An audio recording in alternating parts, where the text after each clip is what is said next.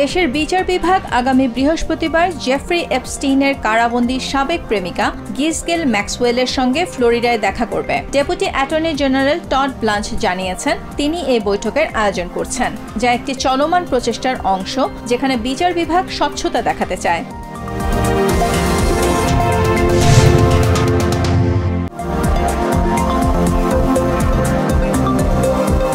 Colombia university সরকারকে $200 million বেশি পরিশোধ করতে সম্মত হয়েছে। ট্রাম্প প্রশাসনের তদন্ত নিষ্পত্তির অংশ হিসেবে বুধবার ইউনিভার্সিটি কর্তৃপক্ষ একথা জানিয়েছে। এই চুক্তির ফলে বিশ্ববিদ্যালয়ের স্থগিত করা ফেডারেল তহবিলের বেশিরভাগই পুনরায় চালু হবে।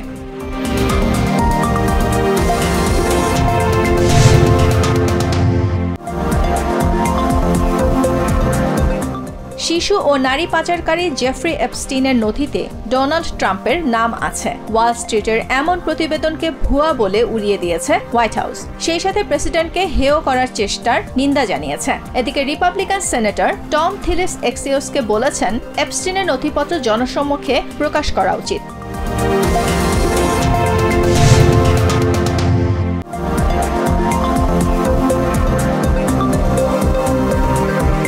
আগামী বছরের মে মাসে ফেডারেল রিজার্ভের চেয়ার পদ থেকে জেরোম পাওয়েলকে সরে যেতে হবে বলে জানালেন ট্রেজারি সেক্রেটারি স্কট বেসেন্ট। বুধবার ফক্স নিউজকে তিনি বলেন, বাস্তবতা অনুসারে সিদ্ধান্ত নিতে পারছেন না পাওয়েল।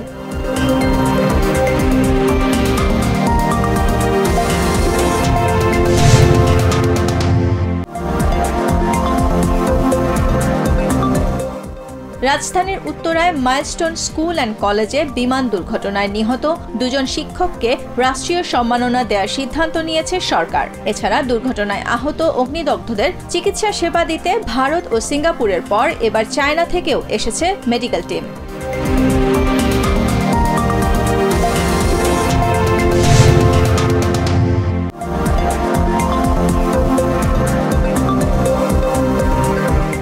বাণিজ্য উপদেষ্টা শেখ বশির উদ্দিন জানিয়েছেন আমেরিকা আরোপিত শুল্ক ইস্যুতে আবারও সরাসরি বৈঠকের জন্য চিঠি দেয়া হলেও এখনও আমন্ত্রণ পায়নি ঢাকা। শুল্ক কমানোর আলোচনায় বাংলাদেশ লবিস্ট নিয়োগ করবে না বলেও জানান বাণিজ্য উপদেষ্টা।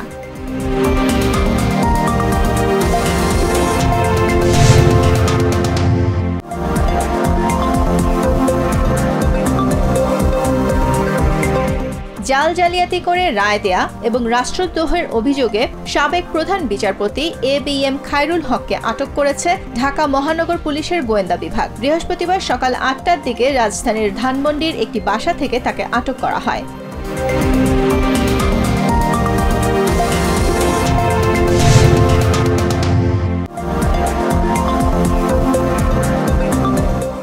ওয়েস্ট ব্যাংক নিয়ে বড় ধরনের সিদ্ধান্ত নিল ইসরায়েল। আনুষ্ঠানিকভাবে নিজেদের ভূখণ্ডের সাথে এবার ওয়েস্ট ব্যাংককে যুক্ত করার পরিকল্পনাকে গ্রহণ করেছে দেশটির পার্লামেন্ট। ক্ষমতাসীন লিকুদ পার্টি সহ অন্যান্য দলের 71টি ভোট পেয়ে পার্লামেন্টের অনুমোদন পায় বেঞ্জামিন নেতানিয়াহুর প্রস্তাবিত পরিকল্পনাটি।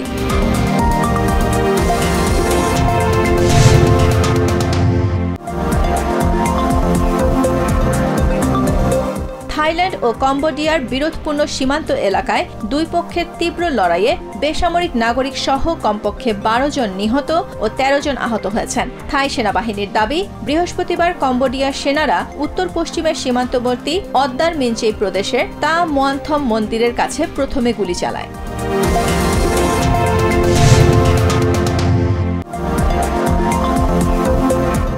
বাংলাদেশ ক্রিকেট বোর্ড BCB জানিয়েছে বৃহস্পতিবার শেরেবাংলা জাতীয় স্টেডিয়ামে বাংলাদেশ পাকিস্তান সিরিজের তৃতীয় T20 টিকিট বিক্রির অর্থ 2টি খাতে ব্যয় করবে BCB। একটি মাইলস্টোনে সাম্প্রতিক মর্মান্তিক বিমান দুর্ঘটনায় নিহত ও ক্ষতিগ্রস্ত পরিবারগুলোর সহায়তায়, অন্যটি জুলাই শহীদ স্মৃতি ফাউন্ডেশনে।